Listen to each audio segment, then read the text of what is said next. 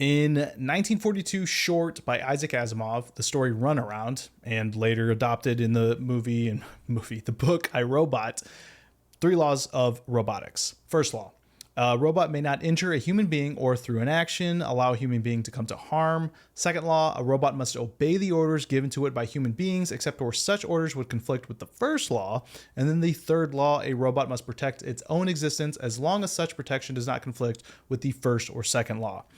Why are we talking about this?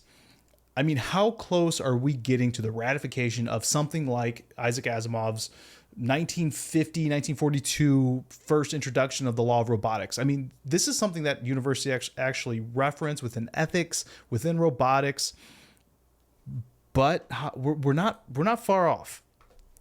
China's laws of robotics. Shanghai publishes first humanoid robot guidelines. Makers of humanoid robots should guarantee that their products do not threaten human security and effectively safeguard human dignity, according to a new set of guidelines published in Shanghai during the World Artificial Intelligence Conference on Saturday. I think there's more. They should take measures that include setting up risk warning procedures and emergency response systems, as well as give users training on the ethical and lawful use of these machines, according to the guidelines. We're here. We're at the point where artificial intelligence is accelerating that there needs to be safety guidelines. Responsible artificial intelligence has leaked in over to responsible robotics. And Elon, I have faith, at least based on everything I've read about him, his biography. He's a big fan of the book Superintelligence by Nicholas Bostrom, that he's abiding by, and he's a huge fan of the foundation, Isaac Asimov. He is abiding by the 3 laws of robotics. This is Optimus. This is what Tesla is developing. And then you also have NVIDIA with their Project Groot and their Isaac platform that is helping augment the training and development of robotics across different companies. So you've got two major players within the space. You've got Tesla with their own in-house development, accelerating to a point that is becoming incredibly fascinating. You know, back in like January, they showed it folding laundry, which if it can fold laundry, I'm in. I don't know what the cost is going to be. I got to do an analysis, but I want it to do my laundry. NVIDIA can help other people develop robots to do laundry. I'm just all about the laundry. You cut my lawn too. That'd be great. But we got to keep an eye on this. I also ran across this interesting article from Professor Frank Pascal. At the time, looks like he was at Brooklyn Law School, but now I saw that he's at Cornell. Just side note, I get really curious when I'm doing research, and I kind of just go down a rabbit hole of things. But he proposes a few from a ethical, enforcement, compliance, regulatory standpoint. He references Isaac Asimov's old laws, but introduces a few new ones. Rule 1, robotic systems and AI should complement professionals, not replace them. This would be a very tough, like at what point are you complementing versus replacing?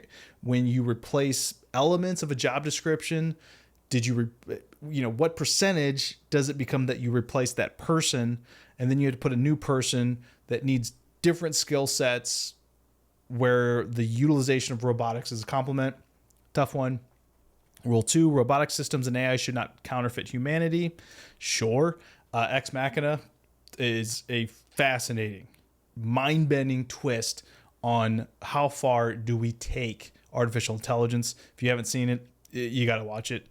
Rule 3, robotic systems and AI should not intensify zero-sum arms races.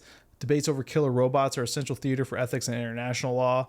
There are many scenarios where a future arms race could begin as AI and robotics enter the picture. The stakes of falling behind one's rivals rise since emerging technologies promise to be much more targeted, ubiquitous, and rapidly deployed.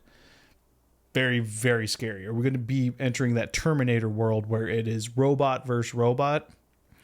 Let's nip that in the bud.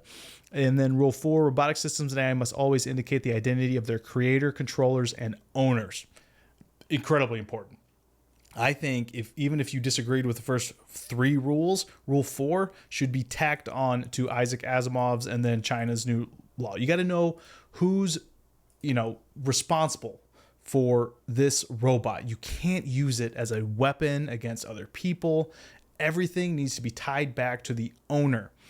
And then you get into the liability. Like, for example, children within law. I forget which court case it was, but it was like there's no other like scarier person within law than a child because they can't really assume liability. They don't necessarily know what they're doing. I feel like robots are going to be that in law. They're going to be the children. But you ultimately, as the owner of a robot, should be responsible for its behavior. And if you can't, you got to figure out ways to put safeguards that China did. Again, they should take measures that include setting up risk warning procedures and emergency response systems, as well as giving users training on the ethical and lawful use of these machines. That kind of ties into Rule 4 here. So we're entering this phase of science fiction. That's here. That's now. Countries are starting to ratify laws that protect the public against robotics.